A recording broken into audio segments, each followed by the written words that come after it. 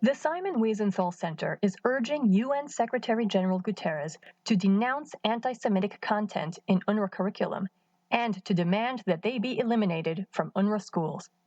Rabbi Abraham Cooper, SWC's Associate Dean and Director of Global Social Action, participated in a briefing about UNRWA's record, organized by the Near East Policy Research Center, addressing Dr. Darko Mochibab, Deputy Director, Middle East and West Asia Division at United Nations headquarters in New York. Dr. Arnon Gross, a respected academic expert who has been reviewing textbooks, curricula, and teachers' guides used in UNRWA schools for over 2 decades, presented a PowerPoint focusing on the inculcation of anti-Semitic hate to Palestinian children in their classrooms. David Bedin, director of the Near East Policy Center, who has lobbied for reform and change in Palestinian schools for the last 3 decades, spoke of footage taken by his team that captures the environment in UNRWA schools in Gaza.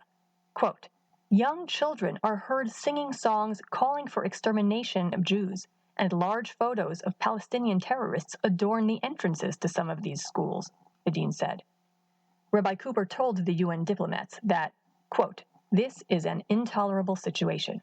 If the status quo is left unchallenged, another generation of Palestinian children will be raised to hate, to extol violence, and prepare for war. We urge Secretary-General Guterres to denounce the anti-Semitic content within the UNRWA curriculum and urge real change. We are aware that the major donor nations, led by Germany and Japan, among many others, have the direct power to demand such change, but we need the Secretary-General Guterres, a consistent opponent of anti-Semitism, to add his powerful voice demanding change.